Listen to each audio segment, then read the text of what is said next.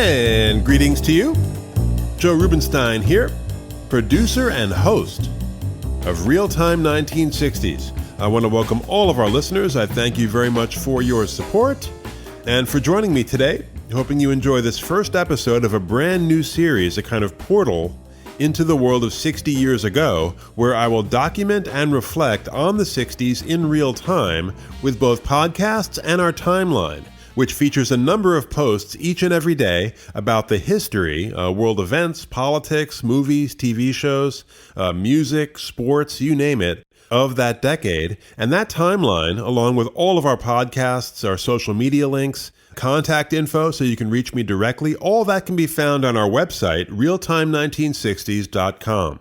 And today's topic, Decision 1960, Part 1. We'll have a sequel in a couple of months. But today, we'll cover roughly the first half of the presidential campaign that year, the spring primaries and the July conventions that nominated John F. Kennedy and Richard M. Nixon. We'll talk to one of the top experts in the country on the history of presidential elections, and we'll do it right now.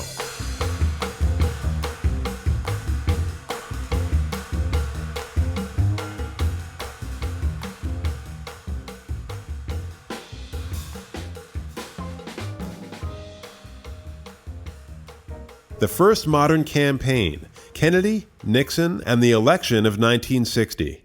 Gary, it's great to have you on the show. How are you? Thank you. Yes, very good. You know, one of the things I appreciated about your book is its even-handedness. Unlike many historians, especially those who cover Kennedy, it seems, you offer a pretty clear-eyed assessment of each candidate, separating rhetoric from substance. Now, you've written about a number of presidential elections, including 1948, 52, and 64. So I'm wondering what your specific goals are when approaching this kind of book. Well, I've always liked to write books about elections. 60 seemed to be obvious. I started out writing about 1964. So many people have done so many things about 1968, and 1956 is not very interesting. So 1960 election seemed like an obvious way to go.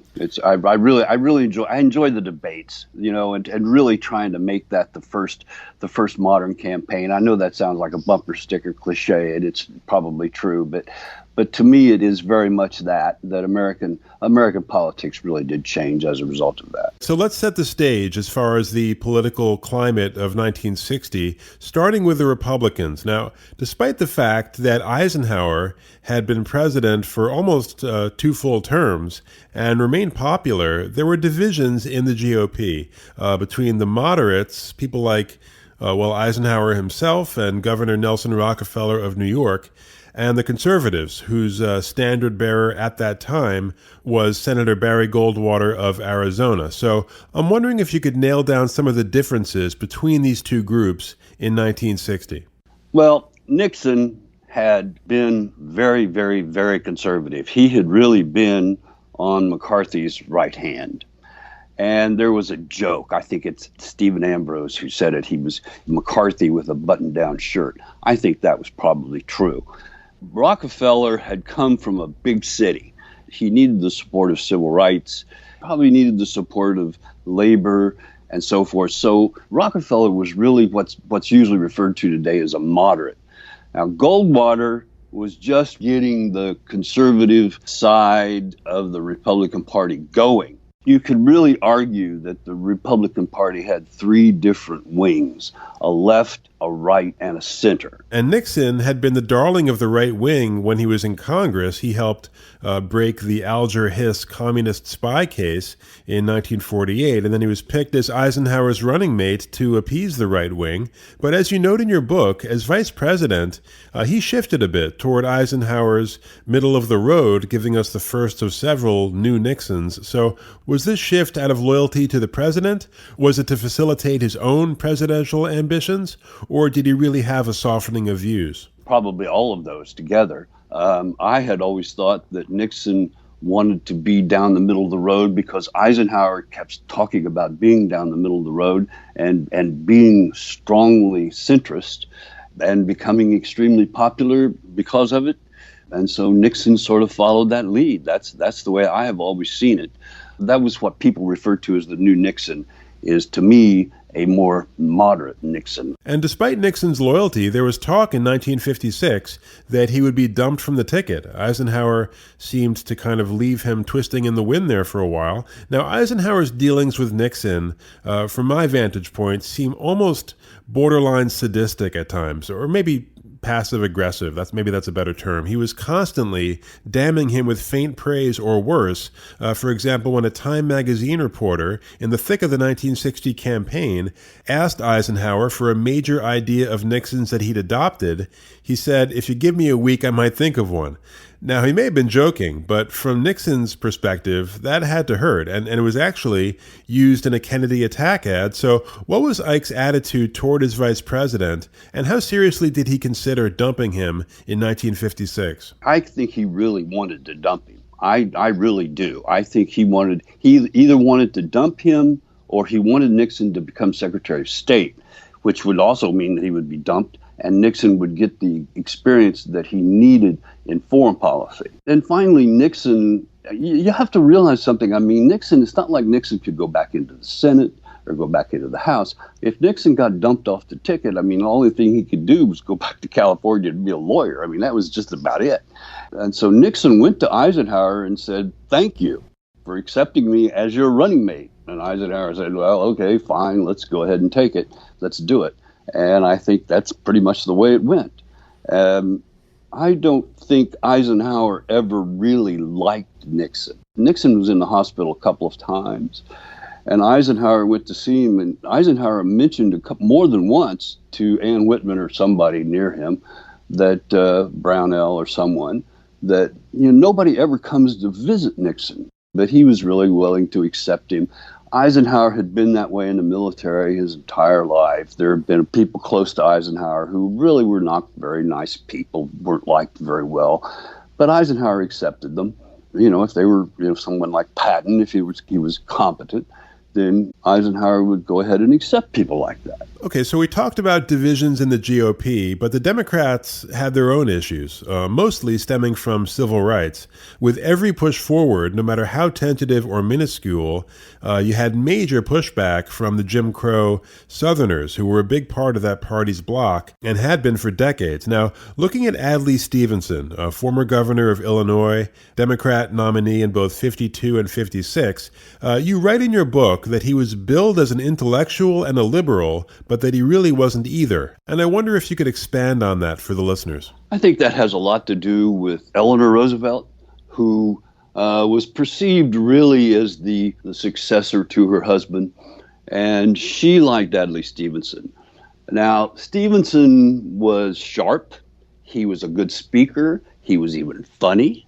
I think Democrats on the left sort of saw him as a success. And then, of course, he had Eleanor Roosevelt's support. So I think a lot of people wanted to see him as a successor to FDR. And there were a lot of people who seemed to think that even though Stevenson was not liberal, that you could put Schlesinger and others around him who were liberal, the Americans for Democratic Action, and make him be liberal like FDR had been liberal. I think there was that. And I think there was also this hatred of Nixon and this idea that Eisenhower was kind of holding things stable and not moving forward. Now, like Nixon, Lyndon Johnson, Senate Majority Leader since 1955, had long-time presidential ambitions. And also like Nixon, he had to appease various factions in his party. And one thing that strikes me as I read more about this election, a lot of people in 1960 in the press, in the civil rights movement, in Kennedy's camp as well, saw Johnson as a conservative. But he had been a big New Dealer, and he'd also pushed a civil rights bill through Congress in 1957. Emasculated, yes, but not completely insignificant. And then, of course, later, he became one of the most liberal presidents ever, at least domestically. So where on the political spectrum would you place Johnson in the 1950s, and what sort of adjustments, if any, did he make to position himself better for 1960? Johnson had a real problem. He was from Texas, and no matter how hard he tried, people saw him as being a Southerner. He wanted to try to convince voters that he was a Westerner. It just didn't work. no matter how Johnson tried, mainly because of Richard Russell from Georgia, who just kept continually supporting him. Johnson's always been a difficult problem for me, and sometimes he's conservative, sometimes he's not so. And you're right about the 57 Civil Rights Act, and again the 1960 Civil Rights Act, which nobody pays much attention to, but it was also that very important. And you said that both of those bills were emasculated. Well, both of those bills were emasculated by Johnson, and a lot of people saw Johnson as very conservative.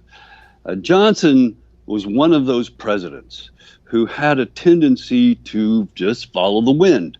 If the wind wanted him to be liberal, then in the 1960s, when Lyndon Johnson was president, he would be liberal. And if you really, really look hard at those bills that were passed by Lyndon Johnson when he was president, not very many of them were really funded properly. Now, people want to blame the Vietnam War, but there was never enough money to make those bills work. And like I said, people want to blame the Vietnam War for that, but Johnson was just an extremely conservative man.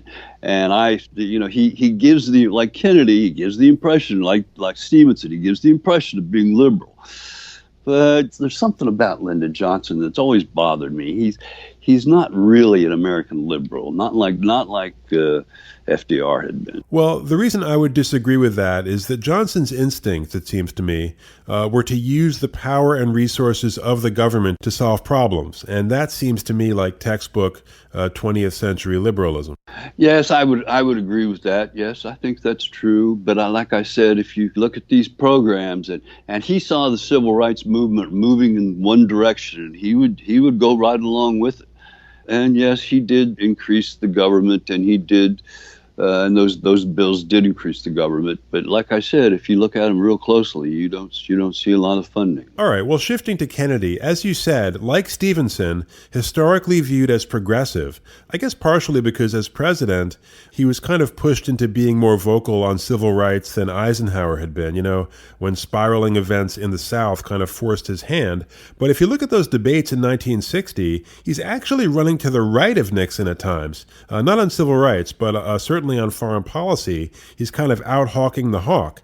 And the liberal wing of the party was less than enthused about him. Now, did this have more to do with the father, who had been a big supporter of Senator Joe McCarthy, actually of Nixon as well?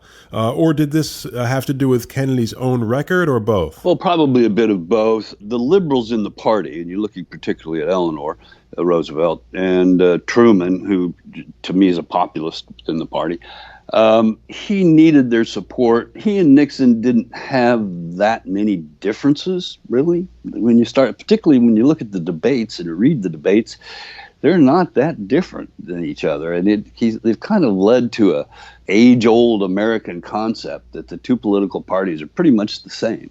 Well, they're not, of course, but in 1960, you might have seen it that way, and I could understand that.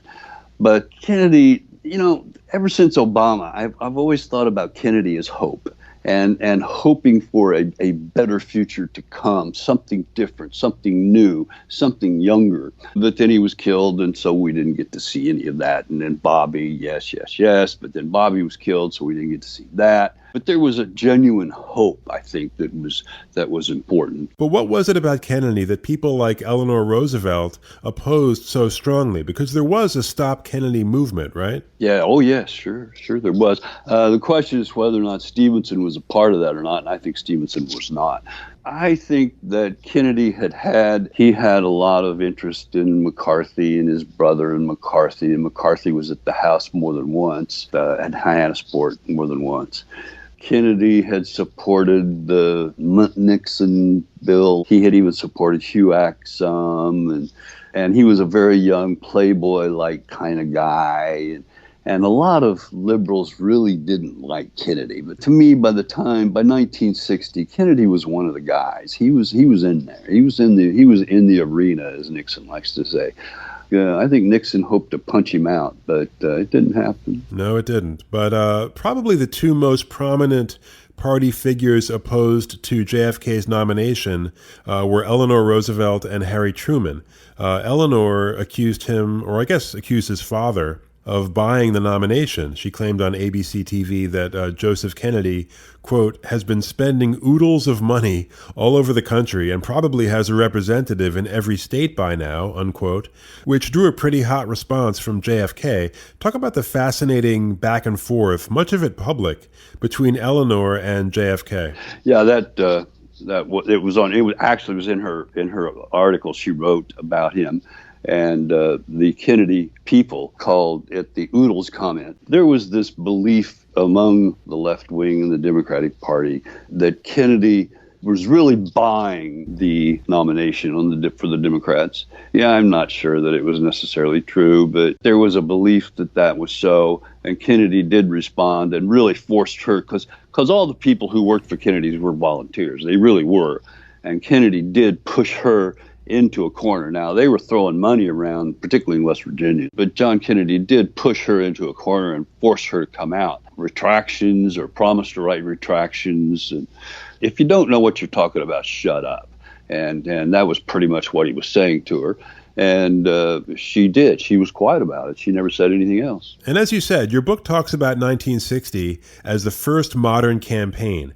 And certainly mass media, the primacy of the image, or optics, as we call it now, was central to that modernization.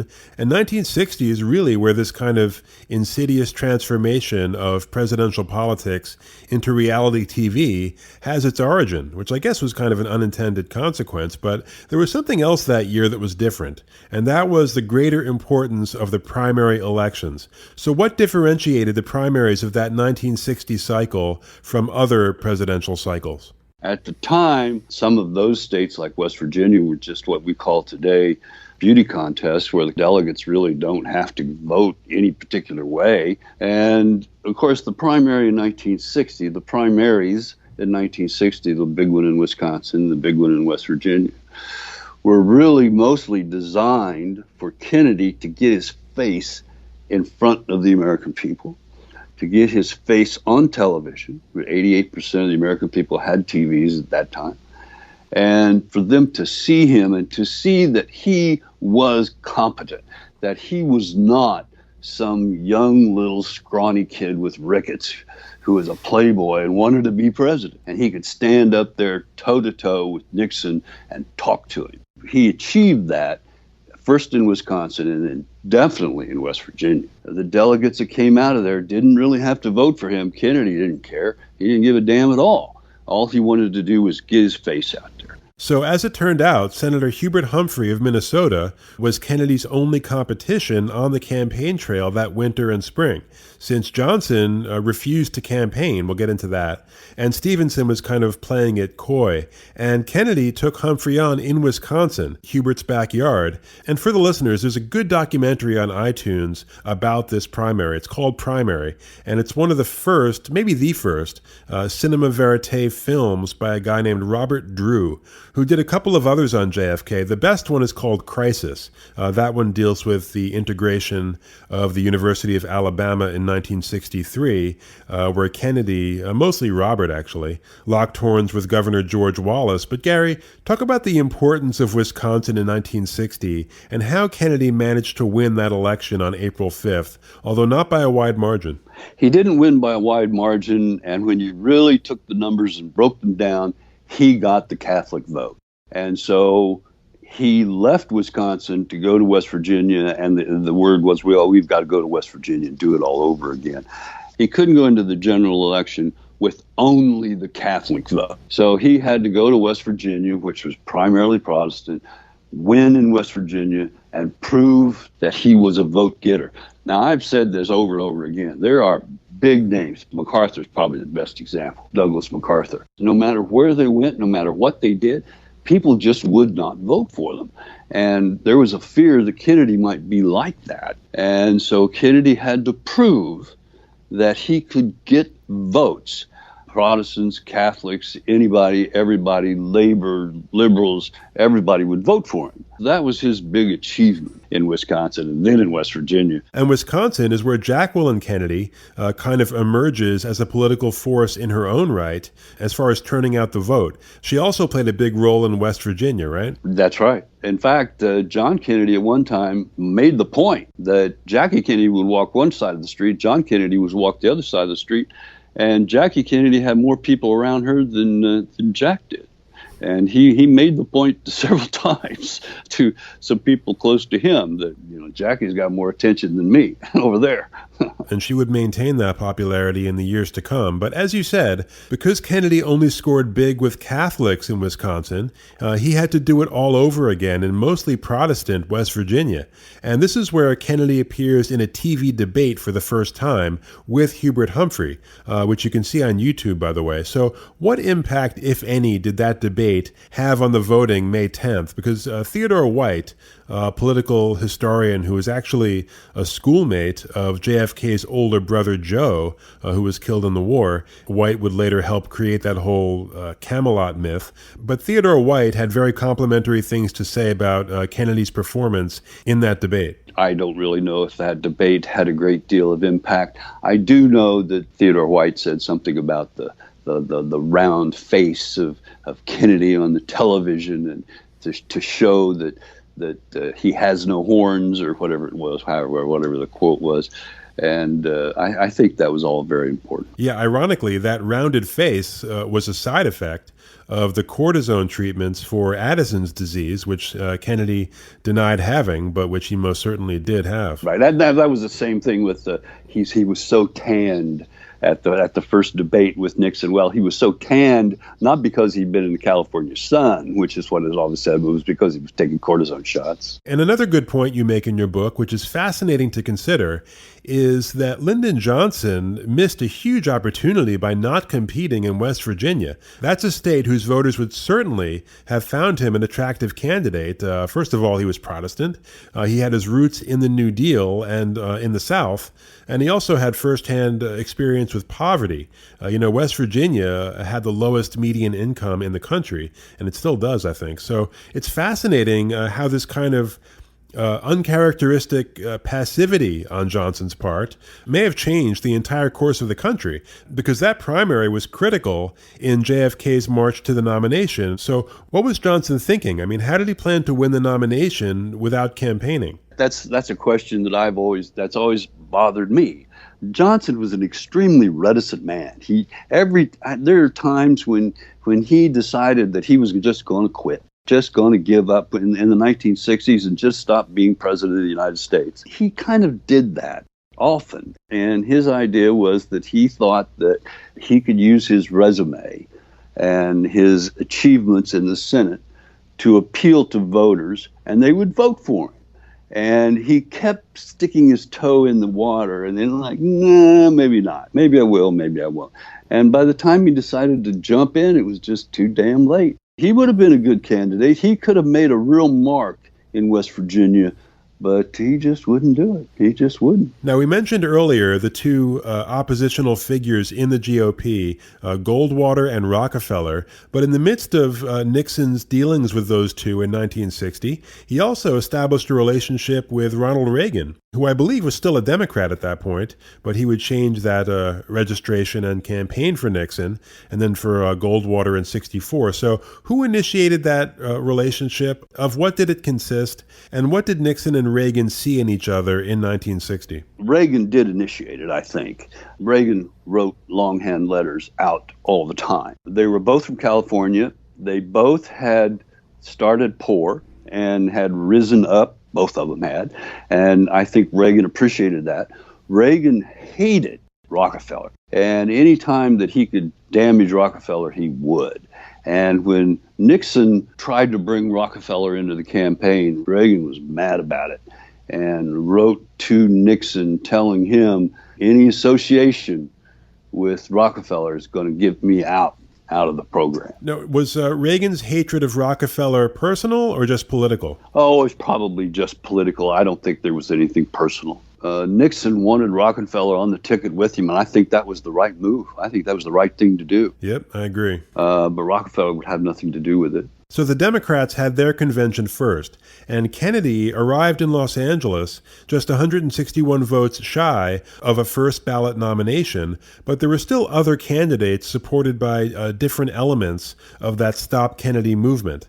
Johnson officially jumped into the race on July 5th, just 6 days before the convention. Stevenson hadn't officially declared, but he had liberal support from people like Eleanor Roosevelt and Eugene McCarthy. And then there was Senator Stuart Symington, supported by his fellow Missourian Harry Truman. Truman probably would have been just as happy with Johnson, if not more so. But there was some very public friction between Truman and Kennedy. They had these dueling press conferences, and then a boycott of the convention by Truman. So what was that all about? Truman always hated Kennedy. He always did. I don't know if it goes back to Joe Kennedy or what, but Truman was always a populist. He didn't like the Harvard mouth. He didn't like the big money from Daddy, and he didn't like all that stuff. Truman really never got along with Eleanor really very well. Right, which may have been a culture clash as much as anything. But with that Stop Kennedy movement, was that the threat it was made out to be? And how did the Kennedy forces finally kind of break the back of that movement at the convention and knock his competitors out for good? Well, I don't think that was really very strong. I think part of the problem was that Johnson refused to kind of really be the leader of the Stop Kennedy forces.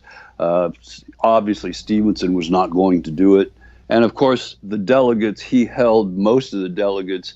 The Wyoming finally put him over the top at the very end of the balloting. And from that point on, I don't think there was any, he just shoved the rest of them out of the way. So succeeding in his quest for a first ballot nomination, the next order of business was to choose a running mate. And there's been no shortage of wildly diverging stories about the final choice of Johnson and how that played out. I mean, that pick to me seems like an absolute no-brainer. But before we get to the various stories about whether Johnson accepted or didn't accept initially, and Robert Kennedy's role in all that, what were some of the factors that Kennedy had to consider when mulling his top two choices, Symington and Johnson, for running mate? Oh, the question undoubtedly was Texas. I mean, if Johnson could deliver Texas, Kennedy could win. That's all there was to it. And I'm like you. I mean, the Boston-Austin axis, or whatever it was called, was a smart thing to do. I mean, even though the Kennedy people didn't like Johnson, called him Mr. Cornpone and all that stuff. And Johnson didn't have that big college education and all those things. But to pull Johnson in, to get him out of the Senate, was just smart. And he did. And the whole thing, like I said, was Texas. He had to win Texas. It turned out he won New York. That surprised me, but he had to have Texas. And as far as the offer to Johnson, I mean, has it ever been established how that played out on July 14th between JFK, RFK, and Johnson? Because a number of commentators have pointed at this as kind of the first shot of later antagonism between Johnson and Robert Kennedy. Whether that's true or not, I don't know, nor is it clear to me how deep or how consequential, let's say, because it did exist, but how deep that antagonism ran. Because if you look ahead to 1964, Johnson actually had a strong hand in Robert Kennedy's very close election win to the Senate. Johnson campaigned very hard for Robert Kennedy in New York multiple times. Of course, having a Democrat in the Senate was in his interest as president, but what went on in Los Angeles in 1960 with that Johnson pick? Supposedly, Bobby went up to the room more than once.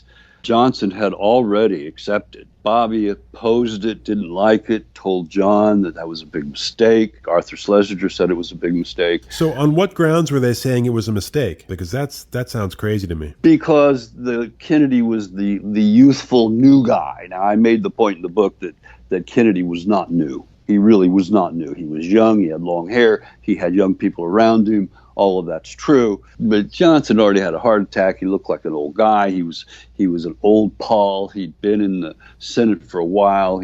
Richard Russell thought he was great. Sam Rayburn thought he was great. He was one of the old guys. Kennedy was one of the new guys, and the people around Kennedy were considered to be new people. And now here, John Kennedy's bringing in Lyndon Johnson, who appeared to them at least to be a riverboat gambler, which of course he wasn't. They just didn't like him. He wasn't part of the circle. But of course, like you and I both agree, he was the right thing to do. He was the right thing.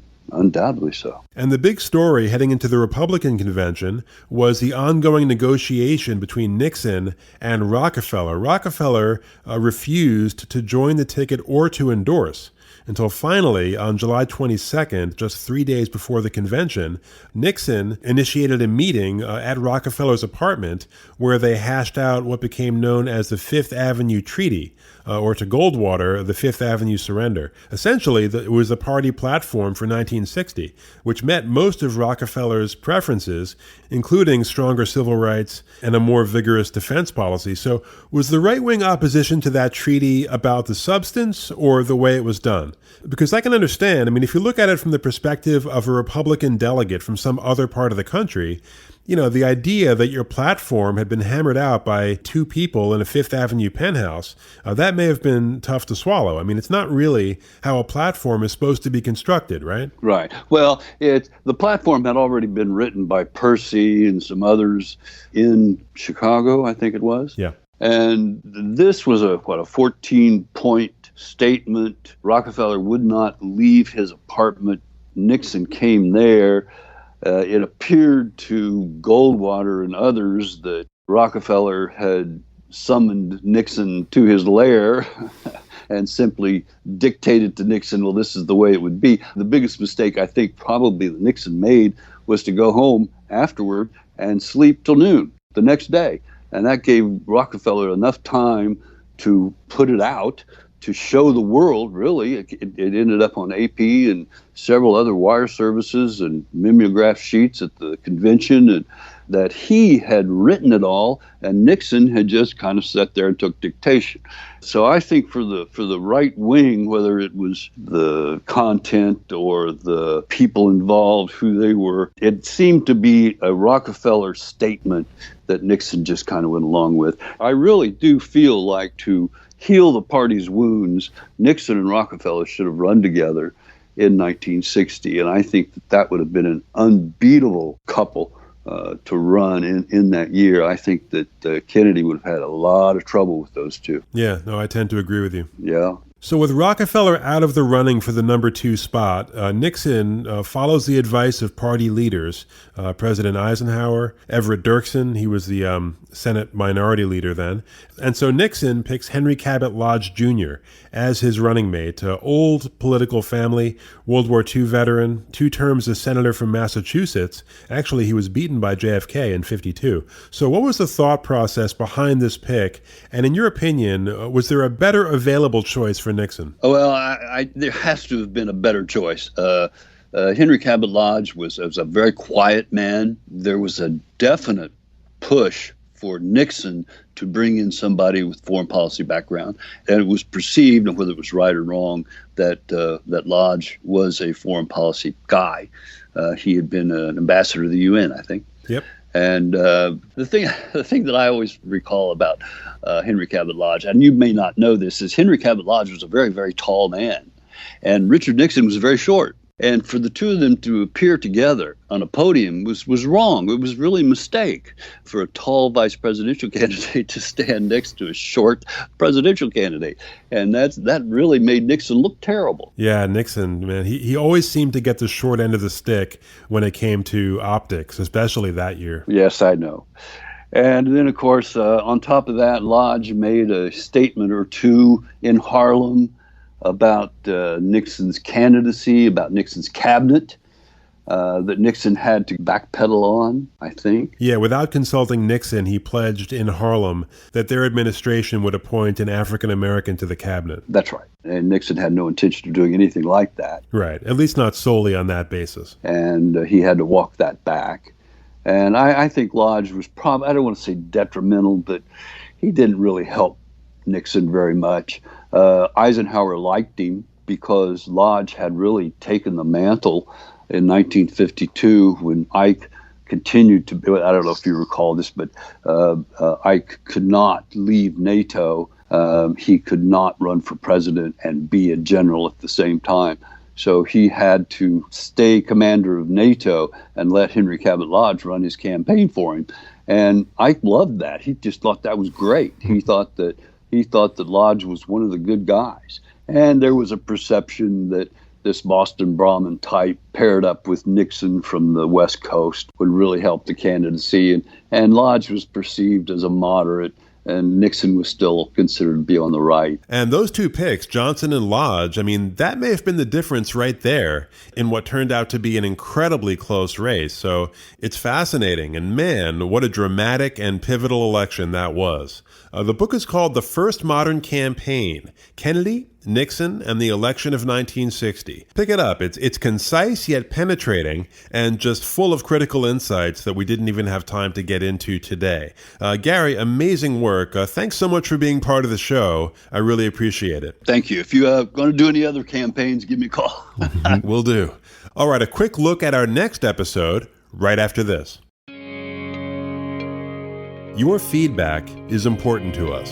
On Twitter, @Realtime1960s, on our Facebook page, or you can email the program, realtime1960s@gmail.com. Really, however you'd like to engage with us, we love engaging with you.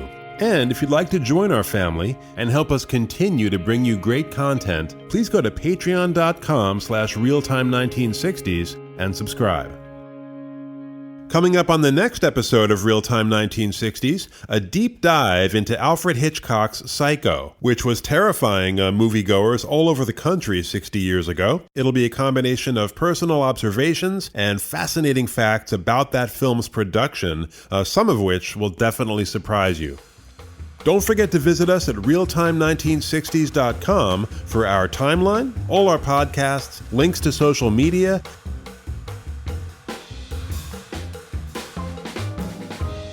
that we are creating. Thanks so much for joining us. Take care, and I'll see you soon.